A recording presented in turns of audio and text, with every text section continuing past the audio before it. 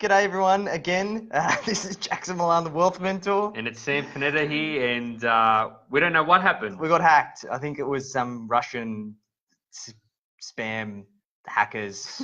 Something happened. We're probably going to be charged with collusion, or I don't know what's going to happen. Look, we don't know what happened. We're finance guys, we're not technology guys, and for some reason or another, we lost the original Q&A. We're talking about some really good stuff, some cutting edge stuff that may change the course of history forever. And it's gone forever now. We're never going to be able to get it back.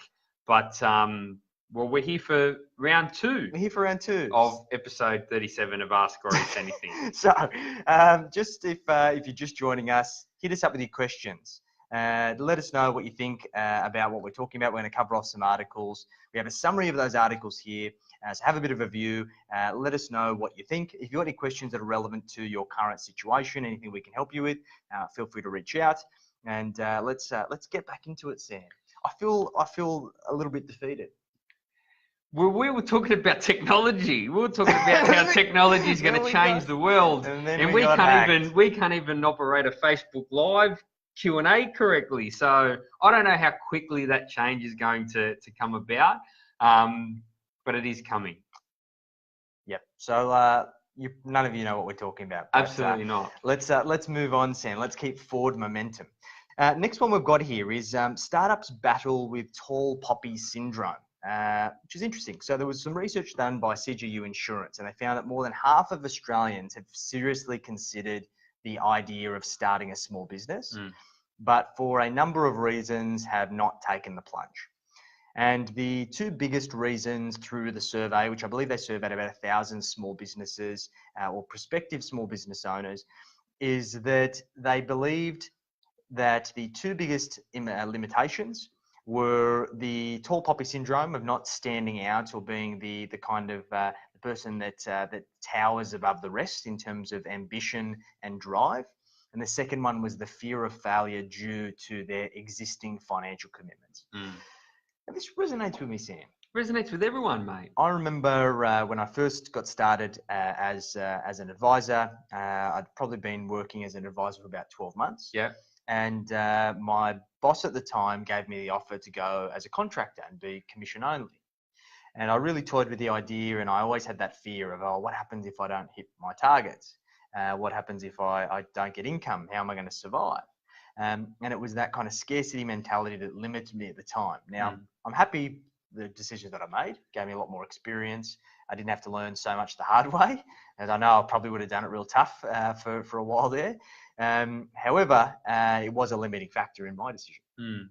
So, but I think with the experience that we had going into Aureus and all of our previous businesses, I didn't have those limitations.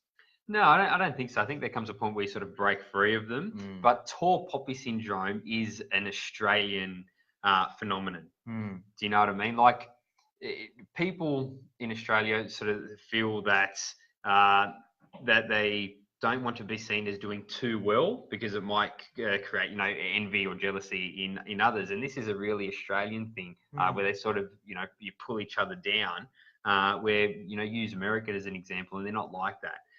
They, when someone's really rich or really successful, they're actually like, oh wow, they're amazed by those people. But I think the Australian mentality is a little bit different, and it's obviously stopping people from taking the plunge into business because maybe their friends or their family, I guess, holding them back to a certain degree. Yeah, look, I can resonate with that as well. I think Australians tend to be very conservative as a population.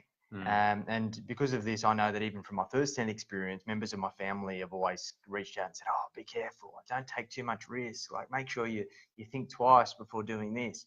And I found for a very long time it was very hard to talk to those people about what I was going through honestly and openly because they would always pass that judgment. Yeah. So now I try my best for a very long time, I tried my best just to tell them, yeah, everything's fine, everything's going good, yeah, everything's great. And even if there are ups and downs, you just keep it to yourself. Yeah, it's always good. There's no sort of everything's amazing or it's really hard at the moment. You just cruise along. Yeah. It's interesting. I think but this is going to shift and change. I think because of the barrier to entry to starting a small business is reducing. There's a lot more information and education out there.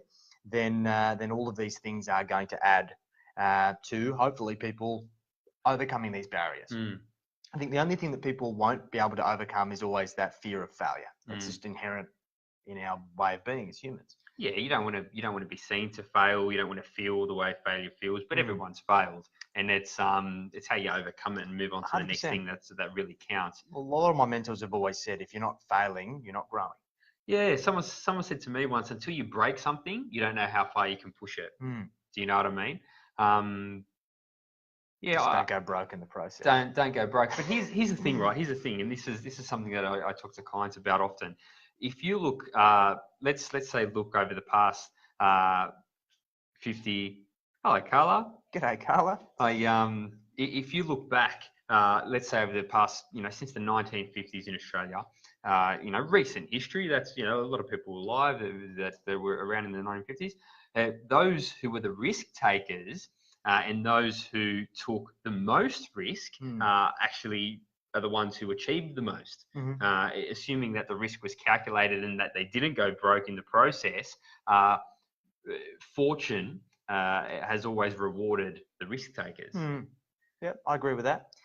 So for those of you who are maybe watching and are business owners, was there anything that stopped you in the first instance before you took the plunge? And for those of you who aren't business owners, have you thought about starting a small business, going out on your own? And what's stopping it? Be really interested to find out. All right. So those of you who are on here, if you do have any questions or anything you want to contribute, please feel free to do so. We're here to add value. Now, next one, over to you, Sam. All right. So this article that we came across this week says, Jaguar boss says Australia missing out on becoming electric car leader. Yes and no. Yes and no. So Elon Musk is obviously building that big battery down in Adelaide. We've got a lot of sun and stuff like that in Australia, so we can build those sorts of things. But I don't think that Australia can be a leading car manufacturer. I don't think the conditions in Australia exist for us to produce cars at a profit. And if you look, in recent history, the only reason that manufacturers survived at all in Australia is because they were backed by the government. And they were subsidised, whereas if they were left to stand on their own 2 feet, they would have failed years ago. So I disagree a little bit with old mate here. I am going to disagree with you. Good. So one of the things here is that we don't have to manufacture entire cars or manufacture the entirety of anything in order to be successful and be a market leader. And what we understand is that in electric cars, the biggest and most significant component is the battery, which is lithium powered. And Australia has quite a large lithium production industry. So there's nothing to say that Australia could not position itself as being a leading lithium battery producer. Absolutely. Now, there's a couple of issues here. And the first one is that you're exactly right. Tesla has made efforts to get a foothold in Australia. However, no ownership of Tesla is really in Australia, or no significant ownership is in Australia. So the only benefit is to the workers. And there's probably flow-on industries that benefit as well. So when it comes to businesses coming to Australia and being able to work in, whether it be the tech space or the electronic space, electric vehicle space, there are a lot of impeding factors. Number one is tax. The issue is that for corporations, compared to a lot of the rest of the world, there aren't great tax incentives for big business. No. There have been a lot of efforts made to close loopholes to ensure that companies who are in Australia pay Australian tax. Secondly, the R&D incentives for innovation, particularly in IT space and these types of things, are pretty poor in Australia. There is not a huge amount of investment that's going into these spaces to be able to fuel that growth in the economy. So there are a lot of better things. I guess the Australian economy is only relatively small in the grand scheme of things. Yes. So you can't be all things to all people. You've got to pick your marks. However, I agree with this. I think that there are a lot of chips that are being left on the table that could continue to diversify the Australian economy, particularly in manufacturing, in research and development, in IT. Yeah, because the Australian economy really, it's built up of mining and finance. Correct. And services industries now Correct. that support it. But what could be changed? What could be changed, in your opinion, to help these technology industries come along? Well, a lot of so look at Ireland as an example. Ireland is where a lot of tech businesses, telecommunications businesses are now domiciled, because the Irish government realised that that was an opportunity by reducing corporate tax rates, providing incentives for these big businesses to be based there. The flow-on effect would be that they'd employ more Irish people, which would have a flow-on effect to the broader economy. Is that going to be a strategy that the Australian economy will employ? Probably not. No. So we could wish for these things. They could improve R&D incentives. They could improve subsidies for people to tap into these industries. But once again, the tax dollar only goes so far.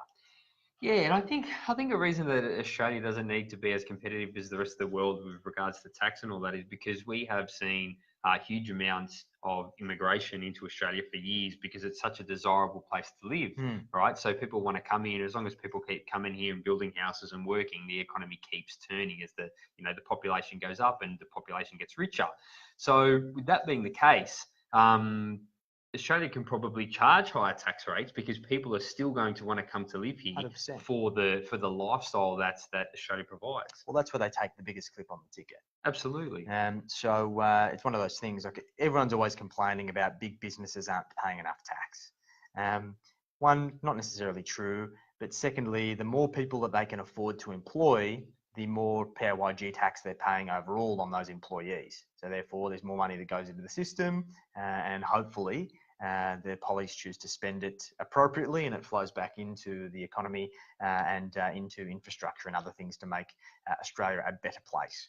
Yeah. So what do you guys think? What do you think about continuing to diversify the industries that Australia is known for? What do you think about this view? Do you think that Australia, with the current environment, with the cost of labour, all of these things, could Australia become a leading electric car manufacturer? What are your thoughts? Definitely smart enough. Like the Australian people are educated enough to be leaders in this space. Yeah, well, look, I guess that the only precedent we've got there is that the Holden factory being shut down, and essentially the last foot hold of car manufacturing is basically done and dusted. Yeah. So food for thought anyway. All right. Next one. So market turmoil could force super mergers. So obviously we've had 9 years of positive returns, and we've had long-term bull markets in the equity space. And there is a lot of conversation around the market starting to show signs of correction. We're starting to see bond yields correct. We're starting to see markets correcting. There is a lot of volatility that is having a flow-on effect to investor sentiment. And once again, all of these things happen and the media dives onto them and starts talking about them. Now, super mergers is essentially referring to superannuation mergers. We need to understand that these big businesses and wealth management firms, primarily owned by the banks, have got smashed through the Royal Commission. They've had a number of scandals over the years. Most of them have been sold off to other businesses. And I think that it's definitely going to come to a point where there are going to be mergers that are going to occur. People are going to double down well, businesses are going to double down to try and reduce costs, because it's economics 101. Where markets are not providing profits, then you have to minimize losses. Yeah. So therefore, cost is always going to be a big consideration. We're already seeing costs come down at a superannuation fund level. And I think that it's only going to make sense that there's going to be fewer players in the market by way of these mergers and acquisitions, so these bigger businesses can have enough economy of scale to still remain profitable. Yeah, and I think this is a short-term thing, mate. So obviously in the short term, businesses have to stay afloat. They must survive. So you do whatever you can to survive. But the global stock market, it's actually over the past couple of years, they're actually down 20%. So a lot of the established players are still pretty strong, but a lot of the emerging markets have been coming up. But the thing is, stock markets over time are going to do well. They're going to do fantastic. 100%. And that's for the individual punter or the individual investor. That's what you should have in your head. That don't worry about market turmoil and all of this. If you continue to invest consistently over time, then in the stock markets you're going to do well out of it. You're going to do just fine. 100%. So what do you think about what's happening in stock markets at the moment? Does all of this conversation and all this stuff that's happening concern you? Does it scare you? And what are you going to do about it? Cool. We've got a question here. So Michael, thanks for the question, mate. So he said, I've got a question. I've got myself into a bit of financial struggle for the next 6 months. I've got way too many small things I need to pay. I owe my parents for an investment property, paying out my brother for a motorbike. These were all fine until I was hit with the unexpected.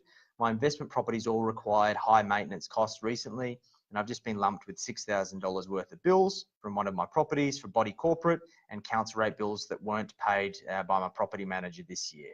I'll be fine in 6 months, but just at the moment, I've got way too many costs compared to how much I'll be earning. Any tips for how I can prioritize these expenses? What do you reckon I should consider a loan? Okay, phenomenal question, mate, and a lot of moving parts here. Now, I must say, this isn't news to us in regards to these things happening. We're starting to see this happen more and more. We've seen people like yourself who've been ambitious, accumulated investment properties, and get to a point where cash flow is getting tight. We're starting to see out-of-cycle rate increases. We're starting to see people who are on interest only have their interest only periods mature and the bank's not being willing to put them back, and having unforeseen expenses. I think a lot of people look at property as being a safe investment, but as you've rightly learned, is that there can be unforeseen costs because you do have a physical asset which is subject to wear and tear and the unforeseen. Now, what I'd say, Michael, is first things first, you need to get really clear on your cash flows. You need to work out what can be cut from your expenses. And I think this typically comes down to the basics. Negotiate your utilities, negotiate your interest rate with your bank, deal with your mortgage broker to see if there's any opportunity for you to refinance. Your last point here around whether you should consider a loan, if you have usable equity in your property, you do have the ability to get cash out to be able to fund these things, then great. However, what I notice, and I know, and it pains me to say it, my friend, the motorbike is something that you may have to consider moving on. This is about how you can control your cash flow. And even in my own situation, I've been aggressively growing Aureus, bringing on new team members, scaling, and I've had to put my pride and joy on the market for sale because I'd much prefer to have that cash in the bank just in case things do get tough or there's opportunities that we need to put money into, as opposed to having it sit there for me to ride once every couple of weeks. So this is about, firstly, doing the damage control. What I'd also advocate, Michael, is make sure you've got your cash flow structure set up. We typically work on putting away between 1 and 1.2% of the value of every single property, just in case for expenses. We typically find that it's not going to be that expensive every single year, but by putting that money away into a bills account, it gives us the ability to build an emergency buffer in the event of the unforeseen. So we need to learn from this experience because cash flow is all about learning. We've developed an experience over a very long amount of time. So these instances should allow us to adapt and shift so we can never get caught off guard again. We have a really great cash flow structure that I cover in my book that helps you set this out. What I would say is, if you want to dive into this in a lot more detail, I'm happy to spend some time with you to help you get it set up. But to answer your question, simple tips, do some damage control, sort out your cash flow, get rid of things you don't need, look to get some cash out and try and get past this 6 months. However, if this is something that you're constantly stretched to the last dollar, you really need to be considering about whether there's the right option to consolidate your financial position. We're seeing a lot of clients at the moment, Sam, that otherwise just can't afford to hold all their properties. Absolutely, and a lot of people, if they've accumulated properties through the boom times, they want to hold on to it. And a lot of the times, it's not a good financial decision. It's more of an emotional pride decision that they've accumulated the properties and they don't want to let them go. But in your case, mate, Jackson hit the nail on the head. If you've got the equity in the property and you are eligible to refinance your home loan, that's a very easy way to improve your cash flow. And we've seen, some people improve their cash flow by thousands of dollars a month by just having their finances structured correctly. So if you did want to have a chat about that, mate, we've seen a lot of households saved off the back of just restructuring your finance. So the big important part there is that you shouldn't be using your balance sheet to fund your P&L. No. So if you're using your balance sheet to fund balance sheet the expenses that are coming up in order to maintain your assets, then that's fine. However, if this is just a band-aid solution for a deeper problem, then we need to be considering other alternatives here. So yeah, once again, we're happy to share some insights and guide you. Well, that's why you've got to do a budget. That's why 100%. you've got to have a personal budget, because you need to understand if you as a household are in a cash flow positive position or in a cash flow negative position. And that's sort of the rule number one for creating wealth is be cash flow positive and then invest that positive cash flow into other assets. So if you're not cash flow positive, you have to fix that. 100%. I appreciate you being open and honest. Look, I think this is tying back to the whole tall poppy thing. People need to be open and honest about their situation. If you don't ask for help, you don't get it. So I appreciate you sharing, mate. Now, Darren, I'm so glad you guys are bringing up the other side of the argument around big companies not paying taxes. I wish Australia would start to improve on its internet. For a country that invented Wi-Fi, our internet speed here is pretty horrendous. I didn't realise we invented Wi-Fi. I didn't know we invented Wi-Fi either, but Darren, I constantly get angry about my internet and my computer being so slow. Let me give you a story, Darren. On the weekend... Is this story about me? No, it's not about you. Oh, that's good. On the weekend, I decided that I was going to treat myself and go buy Red Dead Redemption 2, all right? I went home excited to play it, and I had to install 7 gigabytes of updates, and it took over 20 hours. Do you know how painful that was for me, just having to sit there waiting little by little as it was downloading on my 3 megabytes per second download speed? It crushed me. Darren, I hear you loud and clear. I think we should rally to get better. Did you play it on Saturday? We had to wait No, till Sunday. I had to wait till Sunday. I set my alarm 6 a.m. I got up. I literally I had a micro sleep playing the game because I woke up too early. I had to have a Really? I nearly brought my Xbox to the office because we've got fiber cable here to download the game, but I didn't get to that point. Anyway, there you nearly go. there. Drastic times draw for drastic measures. I hope you enjoy that story, Darren. Peter Curie, hello, g'day. Mate. G'day, Rando. How you doing, mate? Rando. Reedy. Hello, Reedy. Feeling all right. I'm feeling phenomenal, Reedy. I don't know why I wouldn't be feeling all right, but thanks for your concern. Reedy's one of our staff. Michael, so I really appreciate it. Thanks. I did have continuous buffer, but it's all about to go. I'll chat to my broker and see what can be done before selling the motorbike. Good idea, mate. That's a good idea, mate. And look, any case, if your broker isn't able to do anything in terms of refinancing, just call your bank. And best thing to do, we've got a script that it pretty much works every time that you can call. You can use this script, and they'll pretty much drop your rate on the phone. So if you want that, just feel free to reach out. Darren, you poor man. No man should have to wait to play their newly purchased game. Exactly right, mate. So I'm with you on that one. I still play Age of Empires 2. I've had that game for 25 years. There hasn't been updates since like 1982. I'm a simple man. That's phenomenal. All right. So if anyone else has any sort of questions for us or any comments of what we've been talking about, please chuck them in the comments section, and we'll make sure to answer those for you. All right. So next. I like this one. Everyone likes property in Australia. So the headline reads, Sydney's auction market suffers worst result in more than a decade. Scary stuff for the average punter.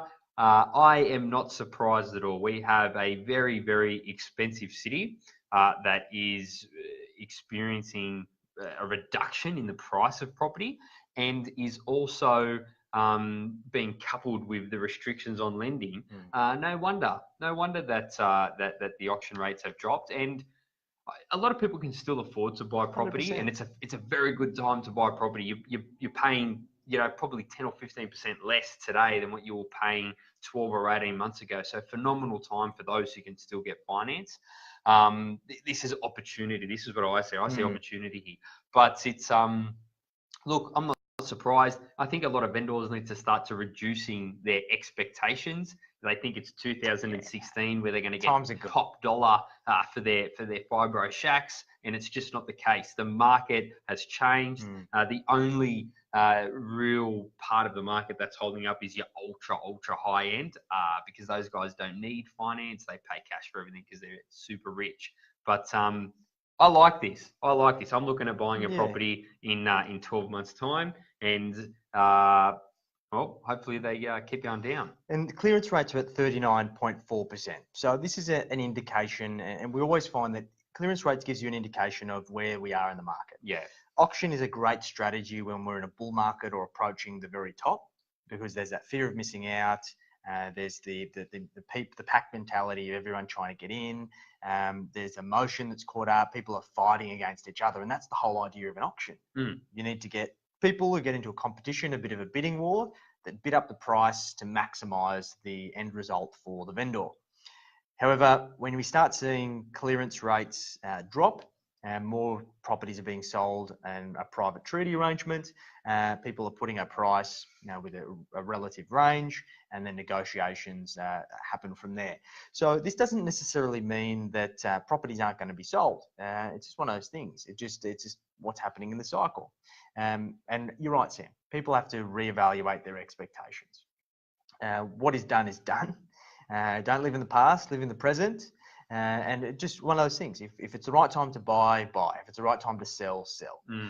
Where people do the most damage is where they sit on their hands, or they act and sit on their hands. For example, we always speak to our clients about, if you are going to be upgrading your home, then it's best to do it at the same market. Absolutely. So you sell your home, you finalize the settlement on that property. It's very, very hard for you to time selling and buying at the same time. It's an absolute nightmare for everyone involved. You then immediately start looking for a property, you exchange, and then you go settle on that. And because you're doing that within a relatively small window of time, 3 to 6 months, the likelihood of you having a loss or having, a loss as above and beyond your typical stamp duty and other purchase costs is pretty slim. Absolutely. However, we see people that do this, and because they've got their money out of the market, they've got that cash sitting in the bank, they sit on their hands and do nothing. This can sometimes work very well, sometimes it doesn't. So it is important that you keep that momentum, you formulate a plan, you stick to it. Absolutely. So is anyone here, what do you guys think about that? What do you guys think about the property market in Sydney? A lot of people, when it was really hot, were complaining that it's way too hot and they don't want to get involved in it. And now that it's cooling down, they're complaining that it's going down and they don't want to get involved in it. That is a bad attitude. You're better off running your own race and getting into as much quality property as you can. And look, a lot of this is very short-term mindedness, because good property in good suburbs in a good city like Sydney are going to do very, very well over time. And you can expect that there's going to be a cycle, and there's going to be another growth spurt, and people are going to get the shits again that they can't afford property. But they don't understand that these times now, when the turmoil is where the opportunity lies. So 100%. Take the opportunity while it's there. Exactly right. All right, so we've got some questions. So those of you watching, if you've got any questions, anything that you want us to help you with, anything that's on your mind, something that you want to get some guidance on, feel free to reach out. Otherwise, we've got some questions that have come to us throughout the week that we will cover off. So question number one was, I want to build a new website, but I'm not sure what I should spend. What is a good budget for a decent website? Now, we have had a very interesting experience with our websites, haven't we, Sam? It's still not done. We're a year old now. We're still trying to build the website. It's probably our fault because we don't know what we're doing. Look, here's the thing. This is about making sure that you find the right people to help you. Yeah. You don't have to spend a tremendous amount of money to get a good website. Now, if you're just getting started and you are in a new business, you're not producing much or any revenue, don't spend anything or spend very, very little. We're talking about $1,000, $2,000. You can these days go and get a Squarespace website, which has a template. You just got to plug and play, put the content in, and it looks fantastic. And that will be good enough to allow you to get up and running. The caveat to that is depending on what kind of business you're in. If you're starting an e-commerce business, you probably need to spend a little bit more time and resources, use a specialist platform, but a different conversation. This is for your typical run-of-the-mill business. Now, we spent a lot of money on our first website, and it didn't reflect what our vision was. It was a very long and arduous process. We spent a lot of money, and at the end of it, we basically binned it and start again. We literally binned it. It wasn't a physical bin; it was a virtual bin. But it was put into that bin, and it was cleared, and we started again. So we actually have been working really closely with a business called Lightning Sites, run by a guy called Cody. And he runs a phenomenal business. They charge a very small upfront fee, and then they charge a monthly subscription, which covers absolutely everything. And then after 2 years, they actually rebuild your site for you again. So it's a fantastic, it's been a fantastic service. They've built my Wealth Mentor site. They've built your Sam Panetta site. They've now built the Aureus site. They're just ready to get relaunching the new version, the updated version that we're finally happy with. And that was what we did. So for a relatively small investment, we've got a great site after a couple of tries. Yeah, and I think it's super important. Like it's 2018. You know, we have a really good presence here on Facebook, Instagram, LinkedIn, Twitter is not bad, but websites are still really important as well. 100%. And I find that because we haven't finalized these websites, we're not getting the most out of them yet. For any business owner, there's a lot of opportunity to be had from having a good website. And, you know, there's some people that just get all their business, 100%. all their inquiry just through their website. So it's a very powerful tool. And we found that the inquiries through the website have been really good, been really positive. So for a business owner, that's super important. Nail the website and reap the benefits of doing so. And the caveat to that, don't spend too much money in the process. Make sure you do your due diligence, get a recommendation from somebody that you know, do your research, ask for some testimonials or some references. And really, if you're spending any more than $5,000, I'd really question the whole exercise, with obviously a few conditions on that, assuming that it is just a normal kind of service-based lead generation website. So in any case, if you want more info about anything like that, this feel free to let us know. Happy to share some more insights. Absolutely. What do you guys think about websites? I leave mine to Jackson. For a time there, we had Sam listed as an award-winning vocalist and didn't even realise. It was phenomenal. He was getting invitations to sing on shows, and he nearly went on Broadway. He nearly made it big time. Close. All right. So this is a really good question that I got this week from a fellow business owner. How do you get more referrals from your clients or your business associates? And this is similar to the website. It's such a powerful way of generating opportunity as a business owner and getting inquiry into the business. So the number one thing that I can advise someone to get more referrals from their clients or from their business associates is to do a phenomenal job of whatever it is you're doing. Absolutely nail every single deal you're working on. If you're a landscaper, every garden that you build, make it the best. If you're a mortgage broker, every home loan that you write, make it the best home loan you've ever written. And this goes for plumbers, this goes for windows. It doesn't matter what game you're in. Nail what services you're offering to your existing clients and to your existing business associates, and they will send you their referrals naturally. But further to that, ask for referrals from your business associates and from your clients, and most of the time they're happy to give them to you. Ask for reviews on your Facebook page or on your Google website. Keep in touch with all your clients. See if your business referrals, your business referral partners want to have collateral or content that you can build for them. It's about adding value. It's about doing the best job that you can, and you will find very quickly that when you become a leader in your space, that people just throw work at you. So that's my 2 cents to I agree fellow with that. business owners. Now, firstly, g'day Shane Black. I appreciate you've made the time in your busy schedule to join us. We know that you are a high five expert. So anyone who's interested in learning more about high fives, listen to Shane Black. Is this a family event, Shane Black? Like, do you sit there with your family and watch Jackson and I on Ask Aureus anything? Because that's It's like those families in the 80s who like sit at the TV, together, eat dinner, and then they like watch TV. Shane and his family sit around and watch Ask Aureus anything. I imagine that's what I want to imagine, Shane, that you guys are there on the lounge, you've got your laptop in front of you, you're sitting there, you're cuddling each other, and It's a bonding experience. And just watching us two talking heads. You're creating lifelong memories. I love that. That's exactly what's happening. Exactly I'm certain right. of it. I'm absolutely certain of it. Oh, we're men of the people, Sam. So referrals.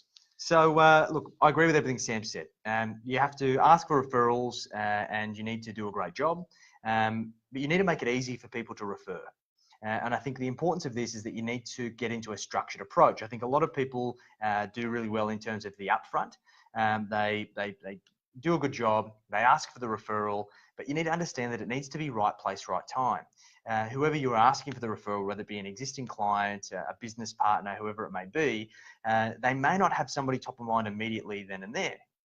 However, if you stay top of mind and relevant, you make the effort to continue to stay in touch with them, you look at opportunities to add value, to educate them around what you do best, then they are going to have more tools to be able to identify those opportunities, to then put those people in touch with you that you can then help and deliver phenomenal outcomes to.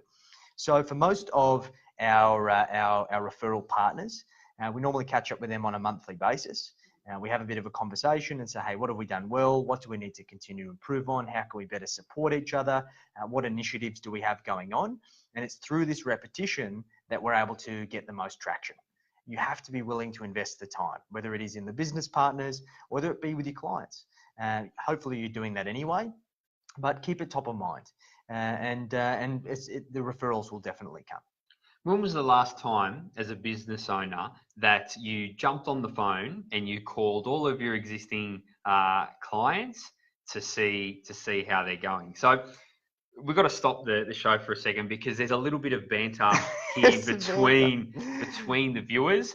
So Nonna Panetta has said hello. Shane Black has said hello back to Lena, my nonna, and Shane Black is now waving. So this is a phenomenal community here with Shane and Nonna. We're just bringing people together. We are. That's what we do. People from different walks of life. We're bringing them together. Men of the people. We are creating lifelong relationships and bonds that will last for an eternity. Shane, why don't you come over to Nonna's and we'll have some pasta. We'll have a glass of red wine. We'll have some pasta. It'll be a phenomenal time. Bring your family and we can all watch reruns of Ask Aureus.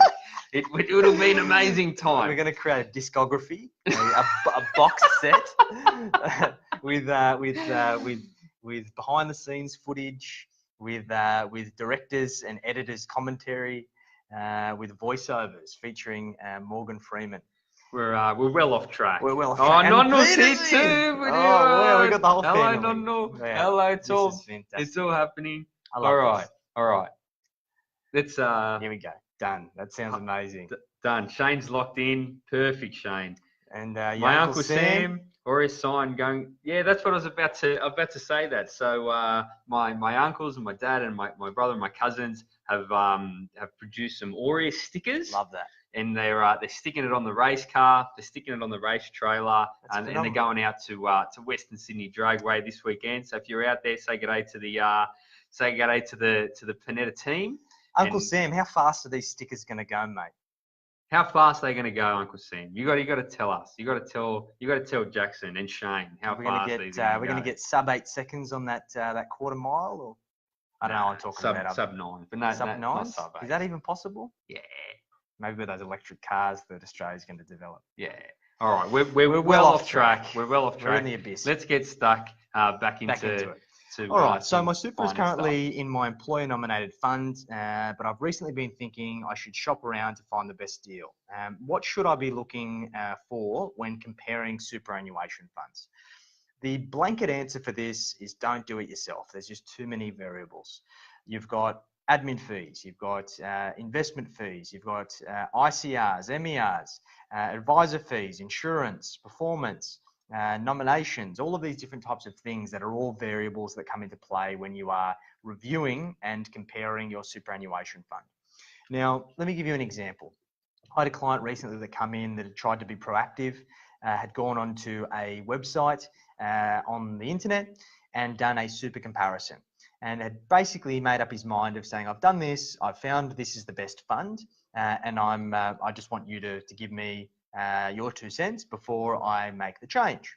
Now, when I actually did the due diligence and I looked at the work that he'd done, by ticking a few different boxes, he'd completely ruined the integrity of the data of the output. And what would have actually happened is by pursuing that, by just not knowing the process, not having the experience, he would have actually gone to an inferior superannuation fund with a substantially higher fee overall, lower performance, and it could have meant the difference of hundreds of thousands of dollars in retirement. This is what may seem to be a very simple decision.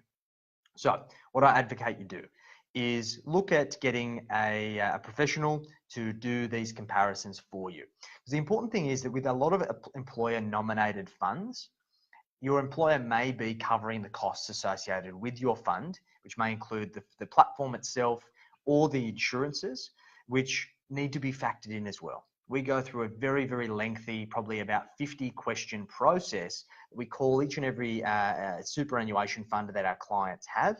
We go through all of the questions, compare all of the fees, compare all the features, and then provide you with a report, and can assist with managing the consolidations, rollovers, and all of the complexities associated with this. So my guidance for you is don't do it yourself. It's way too hard. It's way too complex. No one knows what any of those terms mean. Yeah. I don't know what they mean. That's why Jackson does my super. Don't try to do your super yourself. It's hard on purpose to mislead you. So just let someone who knows how to do it. I wouldn't try to build a house. Jackson wouldn't try to build a car. Don't you guys try to build your super. No. All right. Sam Panetta has said no worries. And Vince Panetta, who's my dad, has said trying to send you the picture. Post it up in the chat. Dad, post the picture of the sticker up on the chat. That would be phenomenal. That'd be great. All right. So next question. What would it mean to me if my parents went guarantor? Can I use a guarantor for my investment property? All right. So I'm very concerned, Shane Black. No, I'm concerned about Shane Black as well. All right. So essentially, to answer the second question, yes, you can use a guarantor to buy an investment property. Not all banks offer a guarantor feature, and then out of those that do, not all banks will let you use it to buy an investment property. So short answer is yes, but it's not for everyone. To answer the first question, what does it mean for you if your parents go guarantor? Well, a few things. It may allow you to negotiate a better deal with the banks. It may allow you to buy a property that is valued at higher than what you could buy with a deposit of cash alone. It could mean that the rules are not as strict because you're not borrowing more than 80% of the property's value. And it essentially allows you to get into the property market without saving any deposit or the full deposit at all. So I'm quite a fan of family guarantees. A lot of my first home buyers utilize them to save on lender's mortgage insurance or to get into a property that they really like that they otherwise couldn't afford. However, for your parents, what does it mean? It means you have to have a family member that actually owns residential real estate and has the equity in it for you to be able to borrow against. And number two, it means that your parents have to guarantee the guarantor loan amount. So let's say that you use $100,000 as a guarantee loan. Your parents have to guarantee it, hence the name. And if for any reason you stop making the repayments on that loan, then your parents are liable to either pay that loan out, B, continue making repayments on that loan, or C, sell the property that was used as security to pay the loan off if they can't afford it. So it's one of these things that fantastic opportunity, but it's for the right people, and you want to make sure that you're really dedicated and you're really sensible with your money. if you are going to utilize a guarantee, because it's no longer about you, it's also about protecting your parents as well. I can't add anything to that, Sam. That was a good answer, you reckon? That was phenomenal. Yeah. That was great. There you go. I'm real impressed. I'm going to make a song about that. I think you should. Absolutely. A rap song. I'll feature on it. All right. So next question. I've been recently offered an opportunity by my employer to purchase a large sum of shares in the company at a discounted price. I don't have any investments at the moment, and I'm considering investing a good portion of my savings into the shares to kickstart my investment portfolio. Is this a good investment? Now, this is very interesting. There's a few layers to this. Now, I think that the first part of this is that in any case, whenever you look at any investment, you should understand the intrinsic value and whether it is a good investment for the long term. What is the likelihood of you being able to achieve a return on investment? What is your expectation around that return on investment? And what is the likely risks associated with that investment? Now, from this, I don't know what the size of the business is. So let's say it is a small enterprise. Then typically a small enterprise does typically carry some inherent risks that may revolve around cash flow. If it's a larger business, I'd expect it's probably not a publicly listed company, because they typically don't do incentives this way anymore, because there's pretty significant tax implications. So I expect that it's probably an unlisted company that's probably medium to large. So if that is the case, my assumptions are correct, then you need to consider what the historical performance has been, how far under market is the discount, and what is the underlying fundamentals of the business. Is it profitable? Does it have good cash flow? Is there a good strategy? Are you invested as an individual in the business? And what I mean by that is that, do you believe in the vision? One of the great opportunities about being given options like this to have an ownership stake is that you do have an inherent understanding of the inner workings of the business to a degree. That can give you pros and cons. You have I guess, sometimes a biased view. So it is trying to think objectively in this situation. The other consideration is around diversification. The other point here is that this is your first significant investment decision. If you're using a good portion of your savings, you need to understand that everything in life is risk versus return. You are putting all of your eggs in one basket. It is a growth-based investment, typically, when you're buying shares in a company. And you need to have some expectation around what you're going to get, and of course, what you're prepared to lose.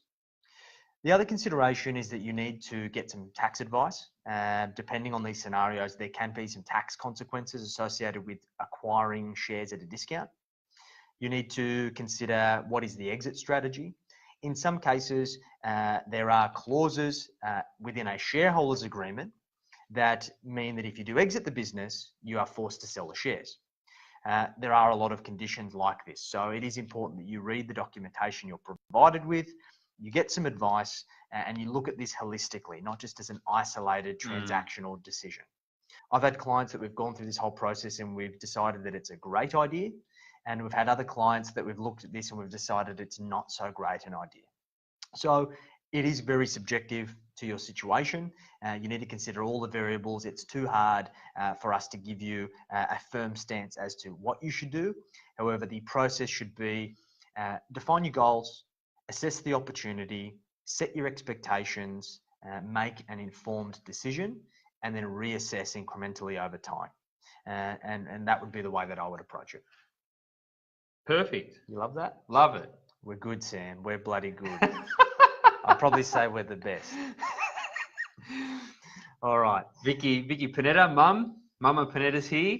Aureus Financial being represented at the drags. And that's at the drag races, just to clarify. Not at the drag queens. No, that is at the drag races this weekend. Fantastic. For anyone who's out there. I love that. It's been a family affair tonight. It's a family affair. All the Panettas and Shane Black have been present, and it's been phenomenal.